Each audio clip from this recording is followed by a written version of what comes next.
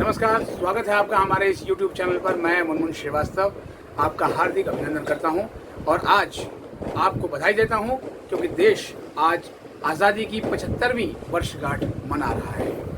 इस मौके पर कुछ ऐसी बात मैं आपके सामने लेके आया हूं जिसको आप भी हमारे से इत्तेफाक रखेंगे और चाहेंगे कि ऐसा ही हो। मित्रों, आपको कैसा लगता है जब हम Bharat, India, Hindustan, Republic of India, union of India ये सब शब्द बोलते हैं? क्या हमारा देश आज़ादी के 75 साल होने के बाद भी केवल एक नाम से नहीं जाना जा सकता? कहीं पर वो इंडिया है, कहीं पर वो हिंदुस्तान है, कहीं वो आर्यावर्त है और कहीं पर उसे रिपब्लिक ऑफ इंडिया कहा जा रहा है। कल मैंने ड्राइविंग लाइसेंस देखा, उस पर लिखा था यूनियन ऑफ इंडिया। पासपोर्ट देखने चला तो उस पर लिखा था रिपब्लिक ऑफ इंडिया। और इसी तरीके से तमाम जगहों पे कोई भी ऑर्डर आते हैं उस पर अंग्रेज़ी में जब भी हम ऑर्डर देखेंगे तो इंडिया लिखा होगा, हिंदी में भारत होगा। दुनिया में शायद भारत एकमात्र ऐसा देश है जिसका नाम अंग्रेज़ी में अलग और हिंदी में अलग लिखा जाता है। मतलब हिंदी वालों के लिए भारत और अंग्रेज़ी वालों के लिए इंडिया। शायद आप सोच रहे होंगे कि अभी तक इस मामले को लेकर कोई कोर्ट में क्यों नहीं गया। ये मामला 2 बार कोर्ट में भी गया है। 2016 में भी सुप्रीम कोर्ट में एक याचिका दायर की गई थी और उसमें यह कहा गया था कि इंडिया शब्द में गुलामी की बदबू आती है, तो क्यों ना संविधान की प्रस्तावना में बदलाव करके वहाँ पर इंडिया शब्द को हटाकर भारत रखा जाए। तब उस समय के CJI TS ठाकुर ने कहा था कि संविधान में पहले से ही भारत शब्द है और ये उपयोगकर्ता की मर्जी के ऊपर है कि वो इंडिया का प्रयोग करे या फिर भारत का करे, और ये मामला जो है निपटा दिया गया। तो बहुत सुर्खियां उस समय जो है मीडिया में आई थी।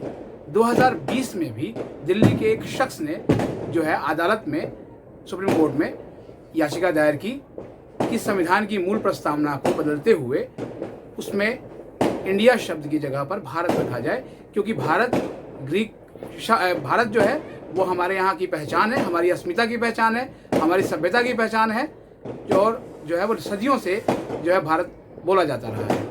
तब सुप्रीम कोर्ट ने कहा कि हम इसमें हस्तक्षेप नहीं कर सकते, हम सरकार को ये ऑर्डर नहीं दे सकते कि आप जो है ये बदलें, और ये कहकर जो है मामले का 3 जून 2020 को उसका निपटारा कर दिया गया कि जो है हम इसमें नहीं कुछ कर सकते, केवल इसमें सरकार के पास जाइए और इस याचिका को उस तरह भेजिएगा। आज तक उस पर कुछ हुआ नहीं। लेकिन सवाल यही उठता है कि भारत शब्द क्या भारत में ही नहीं बोला जा सकता? जब हम नया संसद बना रहे हैं, हम तमाम कई राज्यों के हमने नाम बदल दिए हैं। जो मद्रास है वो अब चेन्नई के नाम से जाना जाता है, मुंबई से पहले बम्बई के नाम से जाना जाता था, पहले कलकत्ता कालिकाता हुआ और अब वो कोलकाता हो गया। ऐसे ही तमाम नाम बदल रहे हैं। मुगल सराय स्टेशन दीनदयाल उपाध्याय के नाम से जाना जाता है। तो अब जब देश आज़ादी की 75वीं वर्षगांठ मना रहा है, आपको पटाखों की आवाज़ आ रही होगी। आज स्वतंत्रता दिवस की 75वीं वर्षगांठ है और पूरे देश में जश्न का माहौल है। तो देश के प्रधानमंत्री से यह उम्मीद की जानी चाहिए और सारा देश उनसे यह निवेदन कर रहा है कि जब सब कुछ बदल रहा है तो भारत की अस्मिता और एकता की पहचान भारत शब्द अब उन्हें पूरी तरीके से अंगीकार कर लेना चाहिए, और न केवल सरकार के तमाम दस्तावेजों में बल्कि वो आम बोलचाल में भी हर जगह भारत हो।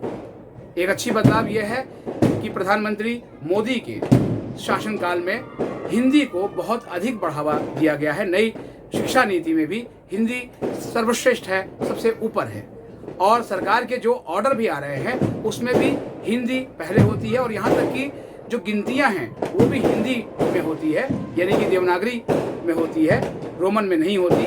तो ये अच्छी बात है। इस बदलाव की उम्मीद हम देश के प्रधानमंत्री से करेंगे।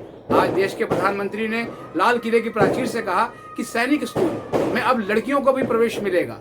तो जब इतने क्रांतिकारी बदलाव हो सकते हैं तो फिर ये बदलाव तो जनमानस की आवाज़ है कि अब तो कम से कम हम आज़ादी के 75 साल में तो कहें कि हमारा देश सिर्फ भारत है और सिर्फ भारत है। आपको हमारी बात अगर अच्छी लग रही हो तो हमारे इस चैनल को आप लाइक कीजिएगा और शेयर कीजिएगा और अपने दोस्तों को कहिएगा कि सब्सक्राइब करें। जय हिंद, जय भारत। मिलते हैं फिर एक और एपिसोड के साथ, तब तक के लिए नमस्कार।